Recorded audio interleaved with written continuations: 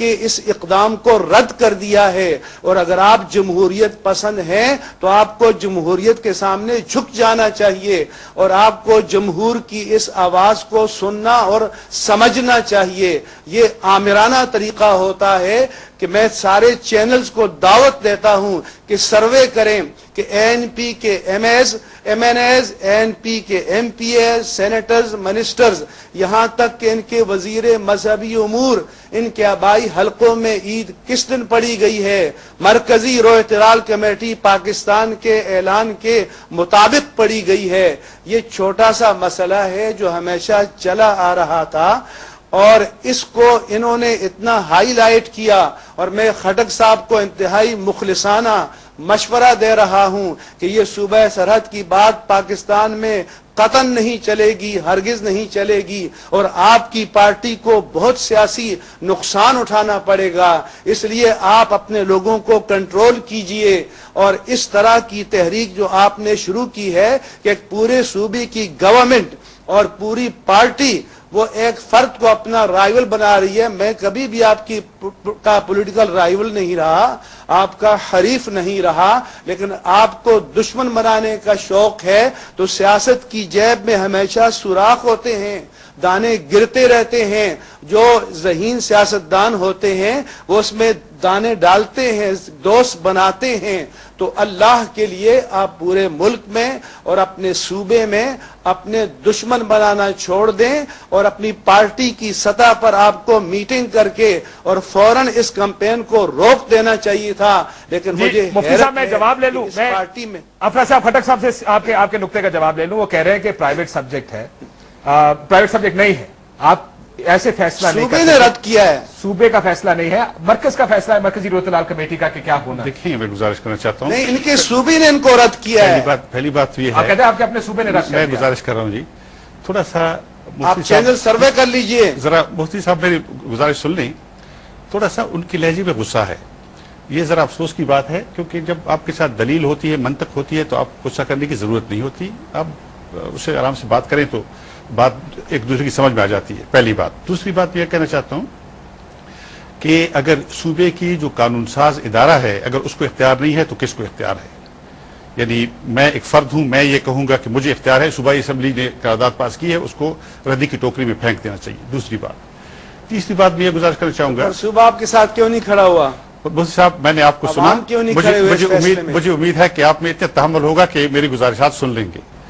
گزارش یہ ہے کہ اس موضوع پہ سب سے اہم بات جو میں کہنا چاہتا ہوں وہ یہ ہے کہ 60 سال سے جو لوگ یہ کام کر رہے ہیں ان کے پاس اپنی دلائل ہیں، شہادتیں ہیں، اور سینکڑوں نہیں ہزاروں کی تعداد میں لوگوں نے دیکھا ہے، اور یہ اس بحث میں بھی نہ الجھیں کہ لوگ کس کے پاس ہیں۔ جی لوگ تو ظاہر ہے کہ ہم سیاسی میدان میں کھڑے ہیں، اور بہت احترام کے ساتھ میں مفتی صاحب سے گزارش کرنا چاہوں گا کہ میں انہیں ان کا کام نہیں سکھانا چاہتا، وہ امید ہے کہ ہمیں ہمارا کام نہیں سکھائیں گے۔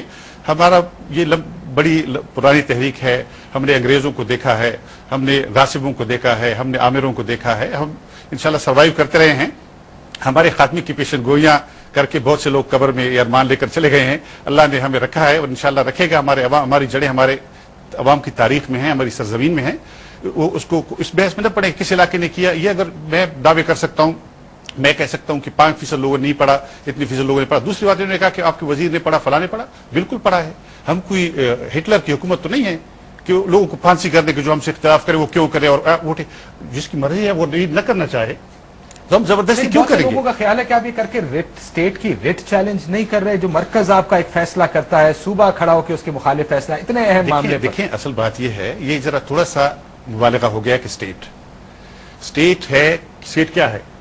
اسٹیٹ کی بنیادی نیوکلس پارلیمنٹ ہے، قومی اسمبلی ہے اور سینٹ ہے۔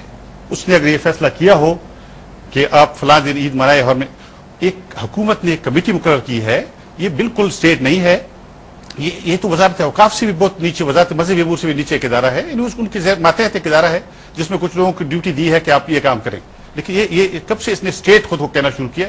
ہمارے یہاں یہ روایت کافی ہے، اور میں گزارش کرنا چاہتا ہوں اسٹیٹ کی اتھارٹی اس کے پاس نہیں ہے اس ادارے کے پاس. خصوصاً آمرانہ حکومت میں ہوتا تھا کہ جب آپ کسی آمر کی مخالفت کرتے تھے وہ کہتے ہیں وہ اسٹیٹ کی مخالفت کر رہے ہیں. مشرف صاحب اکثر یہ کہا کرتے تھے یہ الزام اینٹی اسٹیٹ ایلیمنٹ. میں ان سے پوچھ رہتا ہوں جہاں صاحب اس پہ ریاست کہاں کھڑی ہے, مرکزی روح لال کمیٹی کہاں کھڑی ہے, اور صوبائی حکومت اس پر کہاں کھڑی ہے, کس کی بات مانی جائے؟ ٹھیک کہہ رہے ہیں کہ ریاست کا اس میں کوئی تھوڑا سا مسئلہ پرسنل ہو گیا. مفتی صاحب کی اور اے این پی کے جو ہے نا آپس میں معاذرائی کی وجہ سے یہ تھوڑا سا پرسنل ایک دوسرے کو لینے لگ گئے. اب بات یہ دیکھیں, ایک پہلی بات تو یہ کہ اس مسئلے میں ہم نے بہت سی میٹنگز بلائیں, مفتی صاحب بھی آتے رہے, علماء اکرام کو بلایا, قاسم مسجد کے لوگوں کو بلایا. ہماری یہ خواہش تھی کہ بھئی ہم کسی طریقے سے پاکستان کے اندر ایک دن عید منا سکیں, لیکن ہم اس میں کامیاب نہیں ہوئے. اس پہ بھی علماء اکرام کا جو انہوں نے کہا نا, ایک تو پہلی بات یہ کہ آپ کسی اسمبلی سے قرارداد پاس کروا کے کسی اسلامی معاملے پر کوئی فیصلہ نہیں دے سکتے. کوئی صوبائی حکومت, کوئی حکومت نہیں, مرکزی بھی نہیں دے سکتی. کہ آپ کہیں جی کہ آج قومی اسمبلی نے قرارداد پاس کر دی ہے کہ ہم اب 20 روزے رکھا کریں گے, یہ تو ہو نہیں سکتا. دیکھیں نا, ایک چیز جو دی گئی ہے وہ تو دی گئی ہے. ہم نے یہ کوشش کی تھی کہ سعودی عربیہ کے ساتھ عید منانے کے لیے کوئی طریقہ نکال لیں جس سے ہو جائے. آدھے علماء اکرام نے کہا جناب کہ جہاں پر, تو دیکھیں پہلے چٹاگانگ میں جب چاند نظر آتا تھا صوبہ سرحد میں بھی عید منا لیتے تھے, صوبہ سرحد میں چاند نظر آتا تھا تو چٹاگانگ میں بھی عید منا لیتے تھے. یہ بھی کتنا ڈسٹنس تھا, مطلب انڈیا کے اوپر سے ہو کے جانا پڑتا ہے.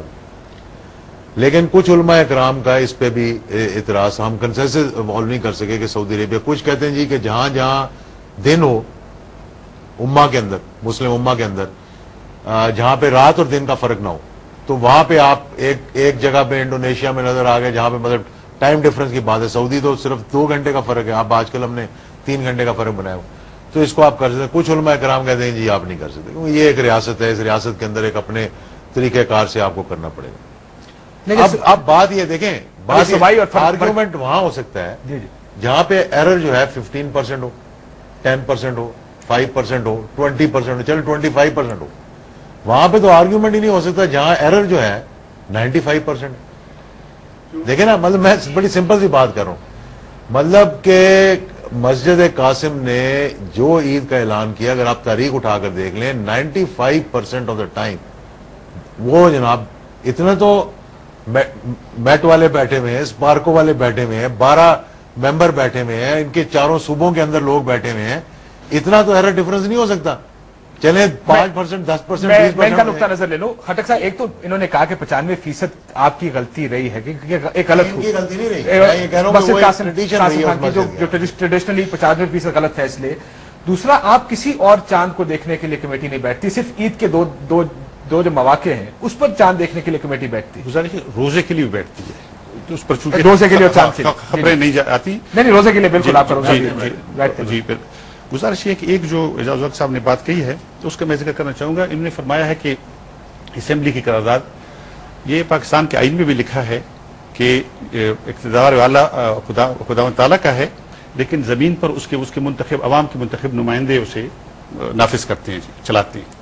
قائد اعظم محمد علی جناح نے جو پاکستان بنایا تھا اس میں بنیادی اصول یہ تھا کہ اسلام اس طرح کا جس طرح پارلیمنٹ اس کو ڈیفائن کرے گی. یہ بہت اہم بات ہے, کیونکہ اگر اس اصول سے ہم ہٹ جاتے ہیں تو پھر ایک اور طرح کے پاکستان کی طرف ہم چلے جاتے ہیں. اگر اسمبلیوں کو اور پارلیمنٹ کے راستے سے ہٹ کر فتووں کے ذریعے ہم اسلام نافذ کرنا شروع کر دیں گے تو ہمارے مسلکی جھگڑے, ہمارے انتشار, ہماری بہت ساری چیزیں اود کرائیں گی. اس لیے میں گزارش کروں کہ اس سے اجتناب کیا جائے.